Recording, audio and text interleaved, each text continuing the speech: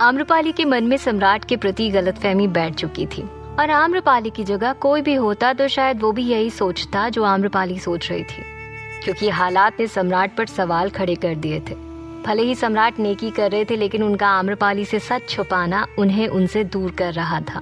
वो अपनी छावनी में बैठे हुए थे और आम्रपाली के बारे में ही सोच रहे थे। उन्हें अंतेनाग के आने का इंतजार था। कुछ ही देर में अंतेनाग वहां आ गया। उसे वहां देख सम्राट तुरंत गंभीर होकर कहते हैं, क्या कहा महाराज ने अंतेनाग? क्या निर्णय लिया उन्होंने? पर तुम्हें आने में इतनी देर क्यों हो गई? अंतेनाग के चेहरे पर प्रसन्नता के भाव थे। उसने कहा, सम्राट, महाराज ने आपकी शर्तें मान ली हैं और यही नहीं, उन्होंने पूरे वैशाली को सूचित करने के साथ उन्हें महल में भी बुलवाया है। बस इसलिए हमें आने में थोड़ी देर हो गई।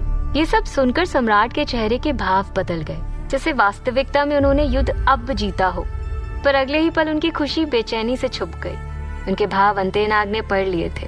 उसने कहा, क्या हुआ सम्राट, आप खुश नहीं हैं? तो सम्राट ने कहा, ऐसा नहीं है, हम बहुत खुश हैं। बल्कि आज सबसे ज्यादा खुश हैं कि हमारी आम्रपाली अब नगर वधू पद से मुक्त है और उनका संकल्प पूरा हुआ।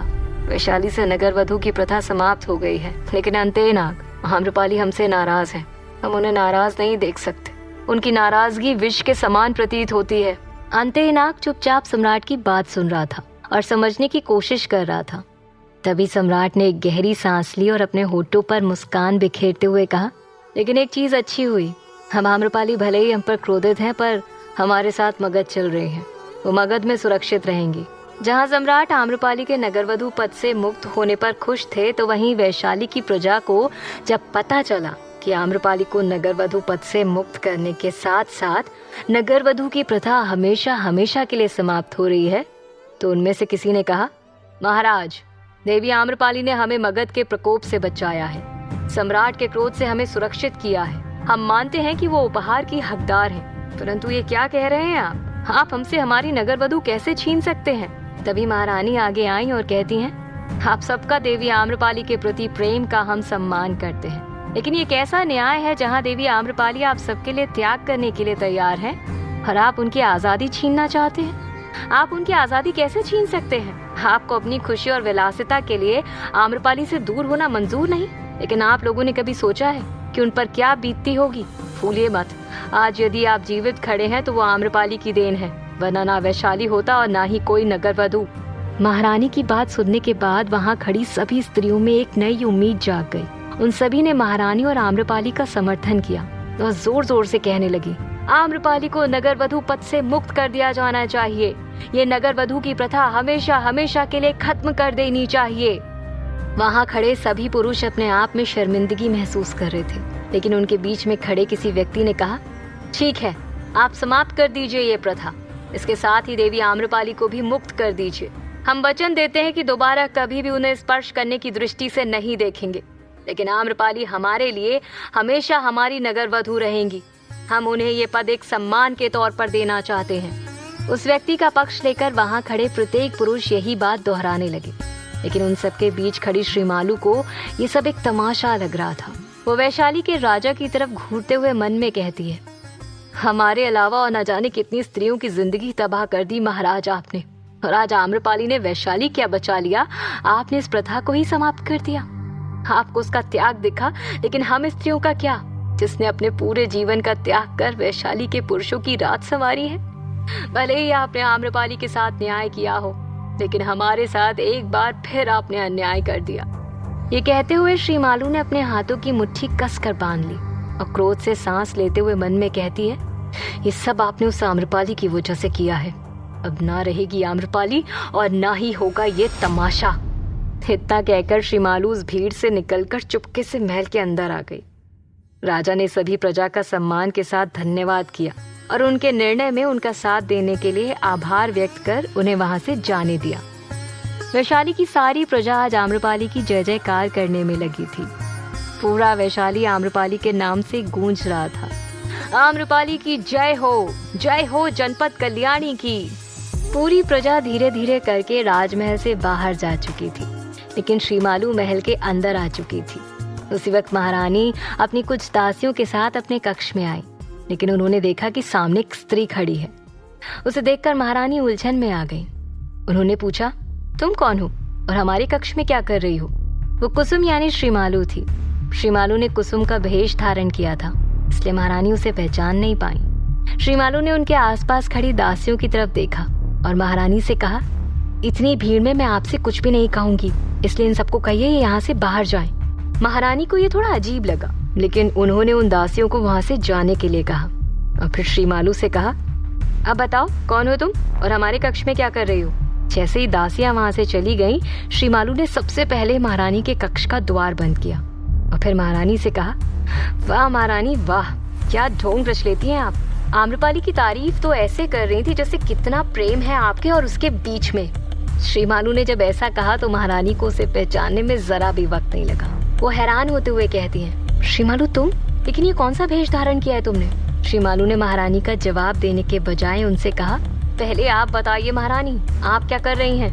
भूल गई क्या कि आम्रपाली को मारना है हमें? महारानी एक पल के लिए शांत रही, फिर उससे कहा, नहीं श्रीमालू, अब हमने अपना विचार बदल दिया है, बल्कि विचार बदला ही नहीं, उसे सुधार भी लिया है। हमें एहसास हो गया कि हम आम्रपाली के प्रति कितना गलत सोचते थे। हम उसे नहीं मार सकते, बल्कि हमें तो उससे क्षमा मांगनी चाहिए। महारानी का आम्रपाली के प्रति एक अच्छी विचारधारा देखकर श्रीमालू भड़क गई और कहती है, महारानी शायद आप भूल रही हैं कि आप वही हैं जिसने आम्रपाली को मारने के लिए हमसे वादा किया था। श्रीमालू ने महारानी से ऊंचे स्वर में बात की थी, जो महारानी को बिल्कुल भी अच्छी नहीं लगी। वो श्रीमालू को धमकाते हुए कहती हैं, श्रीमालू अपनी मर्यादा में रहो, फूलो मत कि तुम किसके सामने खड़ी हो। हमें एक पल भी नहीं लगेगा महाराज को तुम्हारा सत्य बताने में। महारानी की धमकी का असर श्रीमालू पर बिल्कुल भी नहीं हुआ, बल्कि वो तो ठहाके लगाकर हंसने लगी। महारानी को उसकी इस हंसी की वजह समझ नहीं आई, तो श्रीमालू ने कहा, वाकई महारानी मानना पड़ेगा आपको, कमाल की अदाकारा निकली आप। कल जो हमारे सामने आकर हमसे मदद की भीख मांग रही थी, आज वही हमें हमारी हैसियत बता रही है। लेकिन आप मत भूलिए महारानी, यदि आपने महाराज से हमारे बारे में कुछ भी कहा तो हम भी चुप नहीं बैठेंगे, समझी आप। ये बोलकर श्रीमालू भी क्रोध में महारानी के कक्ष से बाहर निकल गई। महारानी उसे जाते हुए देख रही थी।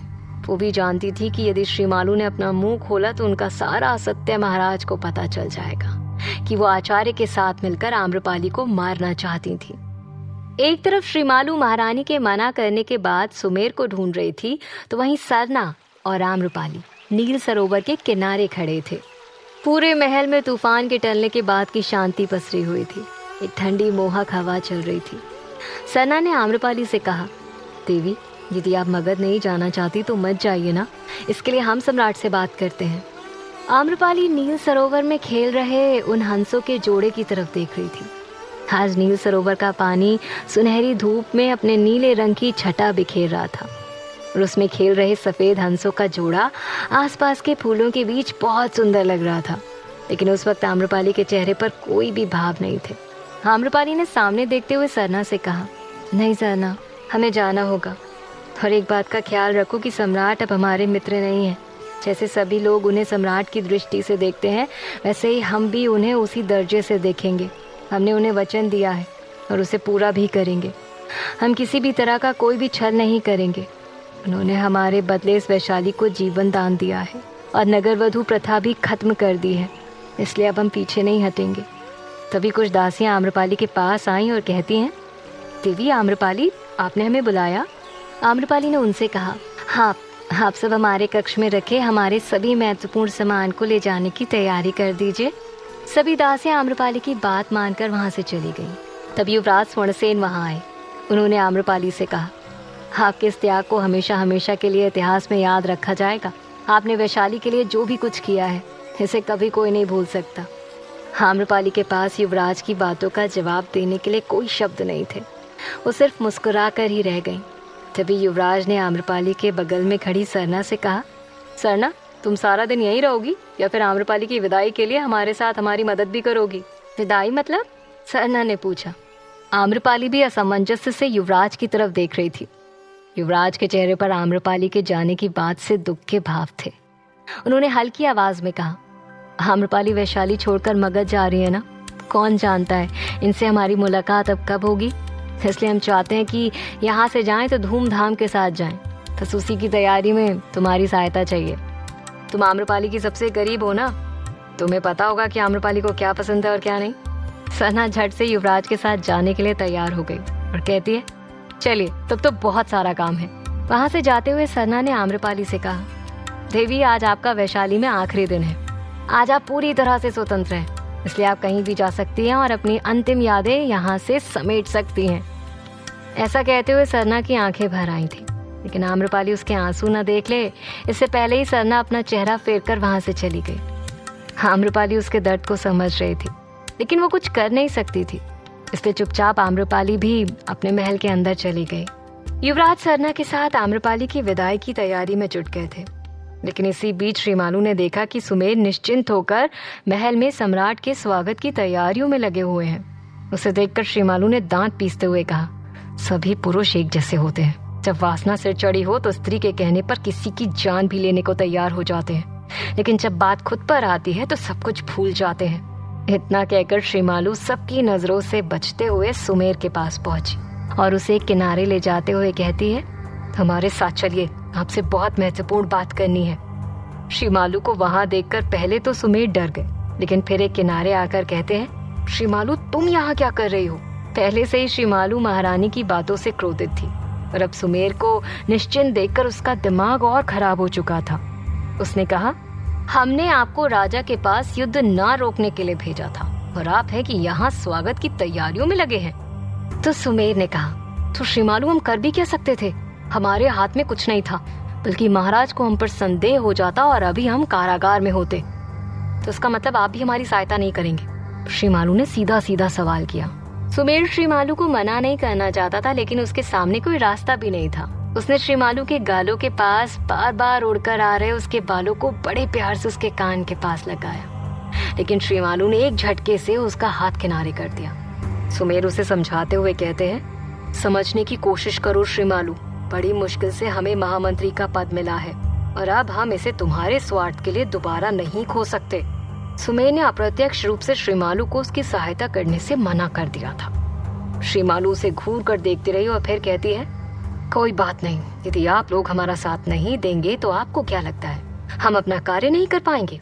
हम जो भी करेंगे हम अकेले कर लेंगे। ये बोलकर श्रीमालू वहां से सीधे आम्रपाली के महल की तरफ गई। उस वक्त आम्रपाली अपने कक्ष में थी और दासियों को बता रही थी कि कौन सा सामान रखना है और कौन सा नहीं। तभी उसे अपने कक्ष के द्वार से आवाज सुनाई पड़ी, ये हम क्या सुन रहे हैं देवी आम्रपाली? आप मगध जा रही हैं? आम्रपाली ने पीछे पलटकर देखा तो कुसुम मुस्कुराते हुए उसके पास आ रही थी। श्रीमालू का ध्यान आम्रपाली के कक्ष में खड़ी उन दासियों की तरफ था। कुसुम को देखकर आम्रपाली के चेहरे पर मुस्कान आ गई। उसने कहा, कुसुम तुम ठीक तो हो ना? श्रीमालू ने नकली मुस्कान लाते हुए कहा, हम ठीक हैं, लेकिन देवी आम्रपाली, वैशाली के सिलसिले में हमें आपसे कुछ महत्वपूर्ण बात करनी है। यदि आपकी अनुमति हो तो हम आपके गुप्त कक्ष में चलकर बात कर सकते हैं। अगर इतना ही महत्वपूर्ण है तो फिर ठीक है। आम्रपाली तुरंत उसकी बात मान गई और वो कुसुम को लेकर अपने गुप्त कक्ष के अंदर चली गई। उसके पीछे पीछे श्रीमालू चल रही थी। उसके चेहरे पर कुटिल मुस्कान थी और उसका हाथ उसकी कमर पर छुपे हुए खंजर पर था। क्या मगध जाने से पहले ही आम्रपाली का अंत हो जाएगा या फिर श्रीमालू का अध्याय समाप्त हो जाएगा? जानने के लिए सुनते रहिए